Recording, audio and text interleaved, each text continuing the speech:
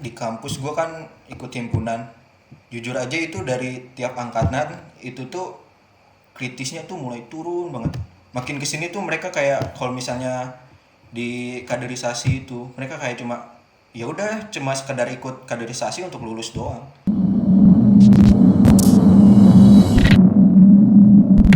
Assalamualaikum warahmatullahi wabarakatuh.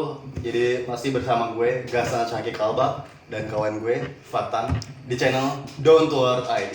Jadi pada video sebelumnya itu kita bahas tentang kotornya politik kampus, dan kita akan terus membahas itu karena kalau misalnya kita nggak bahas ini siapa lagi, men? Karena kalau kita lihat di channel-channel YouTube, di channel-channel mana ya sih paling prank-prank, dan itu menimbulkan dampak negatif. Kalau kita lihat ada prank sampah, lelang keperawanan itu goblok banget sih menurut gue. Makanya ini kita bakal bahas topik ini. Dan sebelumnya, sebagai tanda dukungan kalian harus subscribe dulu, ada klik tombol lonceng, dan nanti kalau misalkan menurut kalian ini menarik, kalian harus share, like, terus kalian komentar, kasih pendapat. Dan kali ini kita bakal bahas tentang idealisme. Oke? Jadi menurut lo nih Tanya, ketika mahasiswa sekarang dihadapi dengan persoalan materi, tapi nanti kita bakal bahas tentang anak milenial yang materi, tapi sekarang kita bahas tentang yang idealisme. Menurut lu seberapa persen anak-anak milenial ini punya idealisme? Punya idealisme untuk anak-anak zaman sekarang. Kalau menurut gue sih nggak terlalu banyak ya, karena zaman sekarang anak-anak lebih memikirkan untuk gimana untuk mereka ke depannya. Tapi idealisnya tuh apa ya? Kalau misalnya lu punya idealis sendiri, tapi lu bisa bermanfaat untuk orang lain. Nah, yang masalah di sini adalah kalau misalnya ketika lu idealisme tapi untuk diri lu sendiri. Nah, itu yang apa ya? Yang bahaya, karena kedepannya lu cuma jadi budak korporat doang. Budak industri, men. Iya. Apa ya? Ya sangat disayangkan aja. Lu harusnya punya idealis yang emang benar-benar bisa jadi prinsip lu sendiri. Bukan cuma ikut-ikutan doang kayak misalnya tadi yang lu bilang prank-prankan gitu. Apa ya? Itu emang banyak yang nonton, tapi untuk apa ya? Untuk pemikiran ke kitanya ke depannya apa? Dan kalau gue kasih quotes ya, itu jadi ada quotes dari Tan Malaka. Dia berbicara tentang idealisme adalah kemewahan terakhir. Dan menurut gue, selagi kita masih muda, kita harus mempertahankan yang namanya idealis. Nah, kalau misalkan menurut lo, Dan, apa arti idealis menurut lo? Bagi gue idealis itu ya lu punya satu pegangan kepercayaan tentang apa ya, lu tuh mau jadi apa. Ketika lu udah punya itu ya lu tahu harus gimana, dan sisi lain lu juga harus tahu manfaatnya itu apa untuk orang lain. Jangan kita hanya punya idealis tapi kita nggak tahu manfaatnya untuk apa. Dan kalau misalkan idealisme itu menurut gue sih, lo harus benar-benar turun ke jalan, men. Kalau misalkan kalian anak-anak manja, anak-anak budak game, anak-anak budak media sosial, sorry gue berkata kasar karena ini mungkin resah banget dari hati gue ketika gue ngeliat anak-anak muda sekarang tuh cuman ya game, terus main media sosial berjam-jam. Kalian tuh nggak pernah turun ke jalan apa? Kalian tuh nggak pernah ngeliat situasi lagi separah apa gitu, men. Bahkan sekarang ya egoisme, apatis, hedonisme semakin merajalela karena lu tuh nggak punya idealisme.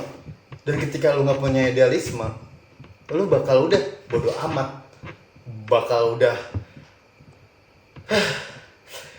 gue sebenarnya resah banget kan, sumpah, karena gini, gue kan mempertahankan banget yang namanya idealisme. Iya. Di samping kita emang bener-bener harus realistis. Makanya kadang ada prinsip gini, kalau misalkan gue idealisme tapi gue nggak bisa makan apa gitu kan, Tan. Iya. Tapi di sini tuh idealisme itu adalah konsep pemahaman lu, men. Lu tuh menjadi idealisme ketika di saat kondisi yang lagi banyak banget kebijakan dari DPR, pemerintah, dari ini, dan lu harus mempertanyakan itu.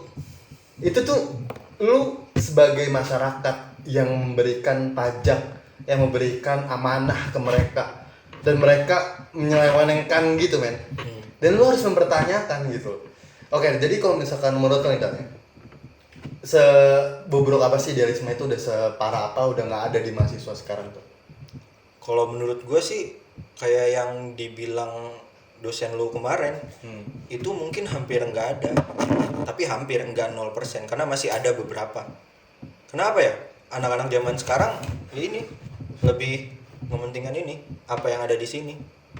Emang ini tuh teknologi emang berguna, cuma bukan berarti kita harus selamanya berapa ya, berpaku pada teknologi. Kita harus ngelihat juga yang lain seperti apa. Karena hidup ini bukan tergantung teknologi doang, men. Lu masih ada aspek lainnya, sosial. Iya, kita manusia makhluk sosial loh, bukan makhluk individu. Tanpa kalian sadarin ya, ini kita bahas tentang faktor ya, kenapa mahasiswa ini hilang idealisme. Karena menurut gue ya itu balik lagi ke namanya egoisme Tan. Jadi mereka lebih mementingkan diri sendiri. Gue sebenarnya gini juga sih Tan, gue ngerasa ya kalau misalnya gue kritik pemerintah, gunanya buat gue apa? Dan mungkin teman-teman juga ngerasain hal itu, men. Nggak ada untung dari duit, nggak ada untung dari apa. Tapi kenapa gue terus menyuarakan itu? Kenapa gue ngambil topik itu? Itu meningkatkan daya analisis lo, meningkatkan kesadaran lo, meningkatkan nilai moral lo. Karena kalau misalkan lu nggak punya nilai moral, nggak punya analisis, nggak punya ini, dan lu mematok ya namanya kuliah itu cuman kupu-kupu terus lu mematok kuliah di Harvard pun udah ada kejadian ya, men, staff sus milenial. Lu kalian kalau misalnya belum tahu itu parah banget sih. Dia mengatasnamakan COVID-19, kirim surat ke camat. Itu gua bahas sama dosen, kalian bisa nonton itu. Nah, oke Tan. Jadi gua menanyakan ke lu ya. Gimana caranya lo meningkatkan idealisme? Caranya meningkatkan idealisme adalah satu-satunya ya lu harus bisa ngilangin egois lu sendiri. Karena selagi lu egois sama diri sendiri, apapun itu ya lu nggak bakal bisa punya idealis. Bukan nggak bakal bisa punya, cuma idealis lu nggak bakal bermanfaat. Karena susah, men, kalau misalnya lu masih ninggiin ego lu, nggak bakal bisa idealis itu bermanfaat. Susah. Dan kalau misalnya gue sih ya, kenapa apa ya, kayak resah gitu ya idealisme.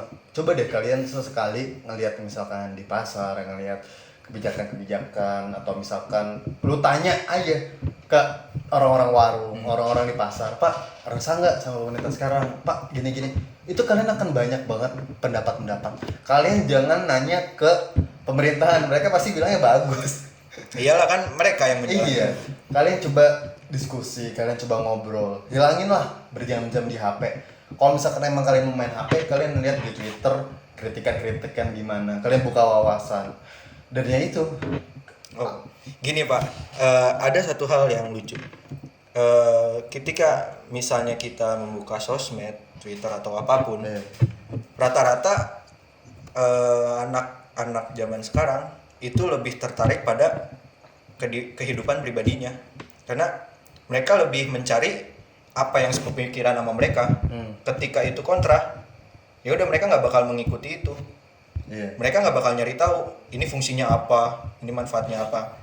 Makanya kan kalau misalnya sekarang kita lihat banyak sering perang di Twitter lah, karena perbedaan pendapat. Nggak di Twitter doang sih, banyak media. Nah ini juga menarik banget, karena gue juga mau bahas gini Tak. Kalau misalnya lu tahu, gue kan orangnya objektif banget ya. Kalau misalkan ada sesuatu hal, kadang ya lu bilang orang tuh kalau misalkan udah pro atau kontra bakal fanatik banget gak sih? Iya. Nah ini untuk meningkatkan idealisme kalau menurut gue, kalian tuh jangan nyaring dari satu sisi, man.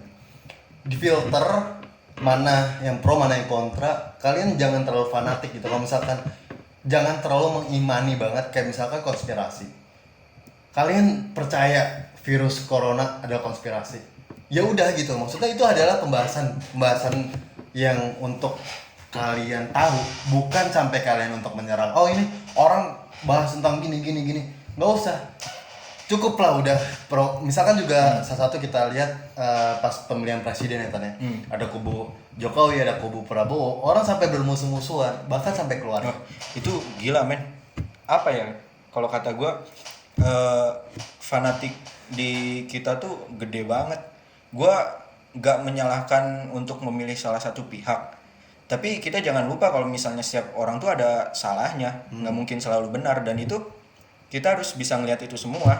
Jadi ketika emang lu memilih salah satu calon atau enggak salah satu pemikiran, lu harus lihat di sisi lain. Lu nggak bisa melihat sesuatu tuh dari satu sudut pandang. Karena ketika lu melihat dari satu sudut pandang, lu nggak bisa bedain mana yang benar mana yang salah. Benar itu ada karena ada salah. Salah itu karena ada yang benar. Oke, jadi segitu aja. Mungkin kita suka banget pembahasan tentang ideologi ya Tan ya.